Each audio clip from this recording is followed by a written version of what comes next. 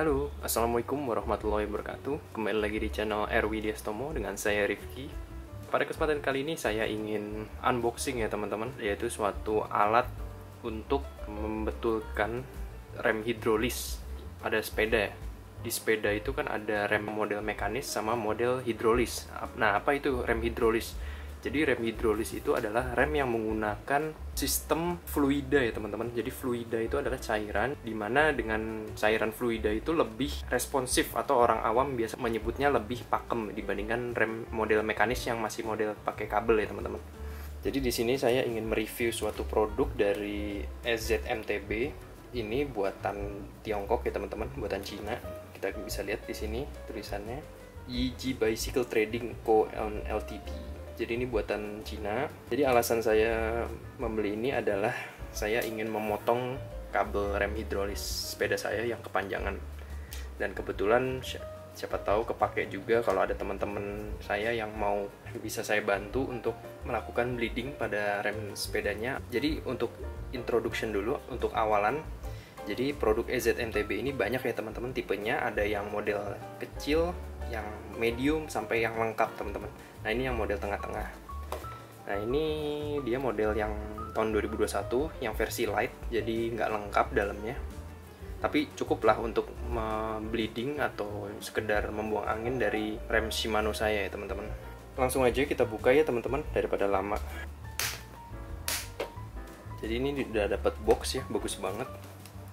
Nah ini kita singkirkan dulu. Nah ini kita di sini dapat glove ya teman-teman.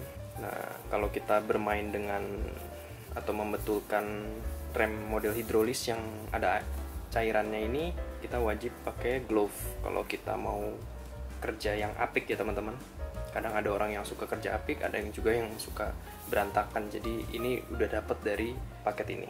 Ini nggak dapat ya teman-teman, ini saya beli sendiri terpisah. Ini buat motong selang hidrolis, jadi supaya rapih sekitar 90 derajat. Jadi potongannya tuh halus, nggak sembarangan. Jadi diharapkan dengan potongan halus itu selangnya tidak bocor ya teman-teman, tidak miring, tidak. Jadi pas pemasangan olive connector itu bisa presisi dengan alat hose ini. Tapi ini nggak di dalam include ini. Oke, kita lanjut. Nah ini ada berbagai macam konektor, macam-macam ya teman-teman. Saya juga belum pernah pakai, jadi saya nggak tahu nih dalamnya konektornya buat apa, macam-macamnya seperti apa. Nanti kita baca buku manualnya yuk bersama. Kita singkirkan dulu. Lalu kita mendapatkan di sini ada 3 buah bleed blocks. Ini gunanya buat kalau misalkan lagi proses bleeding, kampas rem itu wajib untuk dicopot ya teman-teman, supaya tidak terkontaminasi dari cairan. Karena kalau kampas rem sepeda itu terkontaminasi, itu akan susah teman-teman dibersihkan. Walaupun ada metode dibakar, metode dibersihkan pakai alkohol, itu akan susah teman-teman. Jadi solusi terakhir kalau rem sepedanya bunyi, itu harus ganti kampas rem teman-teman. Kalau udah terkontaminasi, sulit untuk ditolong teman-teman. Nah ini ada 3 buah, kita buka aja.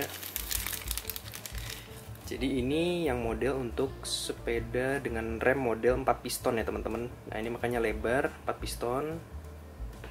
Terus ini yang untuk 2 piston.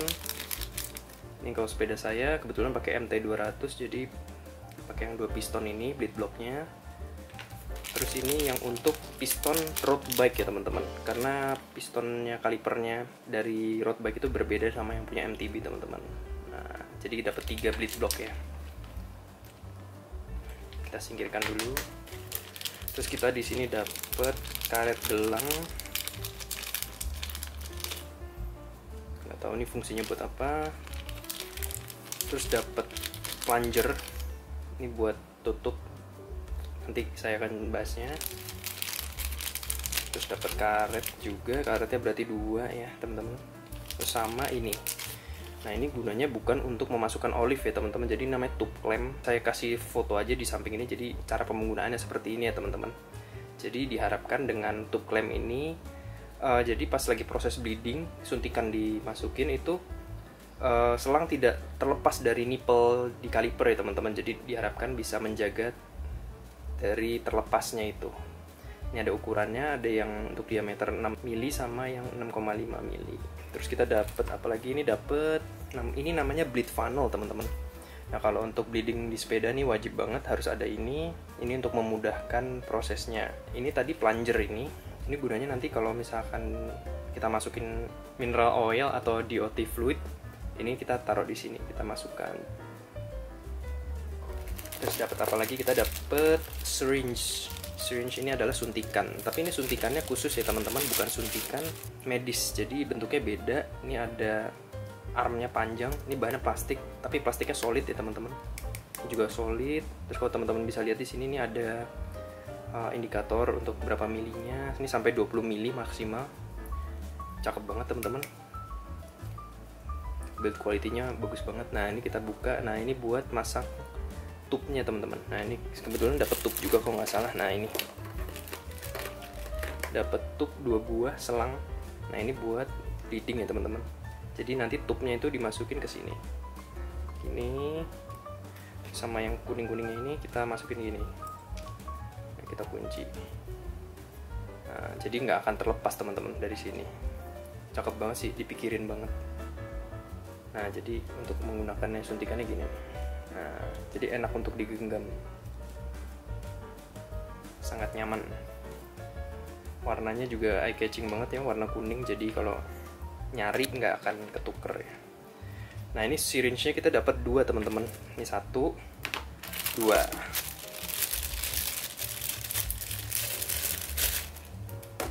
Ukurannya sama dua-duanya, nggak ada bedanya. Terus tadi tub udah. Terus kita dapat kunci open range ukuran 7 sama 8 ya teman-teman. Ini gunanya untuk membuka bleed port yang ada di atas ya teman-teman. Jadi kalau untuk membuka harus pakai kunci 8 atau 7. Ini sangat bagus banget. Build quality-nya juga lumayan. Terus kita di sini dapat Torx, kunci Torx. Kalau tidak salah T10 sama T9 nih kalau nggak salah ya teman-teman. Nanti saya lihat buku manualnya. Terus kita di sini dapat stiker ya teman-teman. Nah, ini stiker ya, penting nggak penting lah ya, siapa tahu mau taruh di mana gitu. Terus kita, nah di sini dapat buku manual, nanti kita baca bareng-bareng. Terus kita dapat, nah di sini yang terakhir nih ya, udah nggak ada lagi. Ini adalah sarung tangan plastik. Beda sama sarung tangan yang tadi. Yang ini sarung tangan untuk medis yang model apa ya, kayak karet gitu. Nah, ini yang model plastik teman-teman. Dari sananya sudah disediakan, jadi sangat bagus ya. Jadi itu teman-teman yang didapatkan dari yang versi light ini. Nah, terus kita di sini coba lihat buku manualnya ya. Cukup lengkap ya teman-teman. Bisa scan barcode di sini. Biasakan kalau kita beli suatu produk itu wajib baca buku manualnya, karena orang Indonesia biasanya malas baca teman-teman. Ini untuk mengetahui cara penggunaannya. Nah, ini yang mungkin versi yang pro-nya ya teman-teman, yang di atas yang light. Ini ada bleed bottle, terus ada bleeding edge yang versi SRAM yang baru. Ini saya nggak dapet. Ini bleed block dapet, Torque. Ini syringe-nya ada 3. Terus dapat ini nih yang buat masang olive connector nih. Iya, yang buat nahan kabel, tapi saya nggak dapat di sini. Oh, ternyata Torque-nya itu tadi saya salah teman-teman, ukuran T10 sama T15 yang ini nih. Nah, ini T10 sama T15. Jadi saya ralat sedikit ya tadi ya. Nah, jadi di sini saya translate sedikit. Jadi kalau oilnya itu bocor, mineral oil atau DOT oil itu kena rotor, itu harus dibersihkan dengan isopropanol. Nah, isopropanol itu kalau di sini alkohol 100% ya teman-teman. Nah, terus if it's on the brake pads, you have to replace it. Jadi kalau kena dari kampas rem itu harus diganti teman-teman. Jadi nggak ada solusi lain. Mau dibersihkan dengan cara kayak di YouTube itu, dibakar lah, di bed in, susah teman-teman. Jadi harus diganti. Ini buku manual aja udah ngomong ya. Nah, ini ada penggunaannya. Tapi ini nggak semua. Ini saya dapat ya teman-teman dari versi light ini. Jadi ada versi lainnya. Nanti saya kirim linknya di deskripsi kalau teman-teman mau mengunjungi webnya.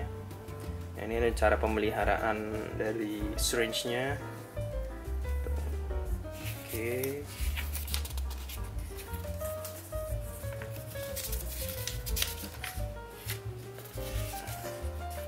Terus ada ini cara untuk koneksi ke levernya yang model SRAM kalau nggak salah ya. Yang ini model Shimano, ini model Magura yang kayak gini. Nah, ini saya nggak dapet di funnel base. Lanjut.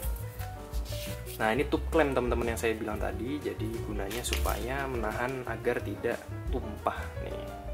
Tube klem ya.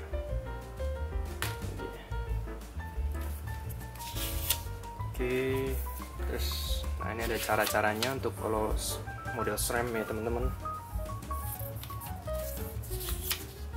Nah, ini model yang bleeding edge aja yang terbaru udah ada dia, tapi alatnya ini saya nggak dapet. Nah, ini nggak dapet yang ini di versi light ini. Nah, ini piston block tadi dapet ya.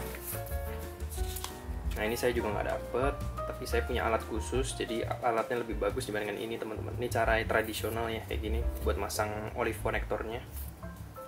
Nah, ini tadi dapat kunci pas. Ini buat buka bleed portnya nih, connection bolt-nya. Oke, lanjut. Nah, jadi kalau teman-teman kalau pakai mineral oil itu wajib disarankan ganti setiap setahun sekali teman-teman. Tapi kalau pakai DOT disarankan sekitar 6 bulan sekali ya teman-teman.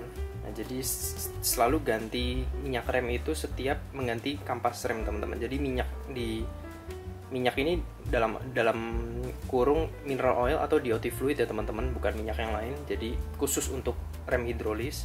Nah, minyak itu harus diganti secara berkala agar performa dari rem selalu optimal dan agar menjaga juga dari seal-seal pada master rem atau kaliper itu tetap dalam kondisi terbaik teman-teman, jadi tidak rusak ya teman-teman, untuk menjaga seal-sealnya.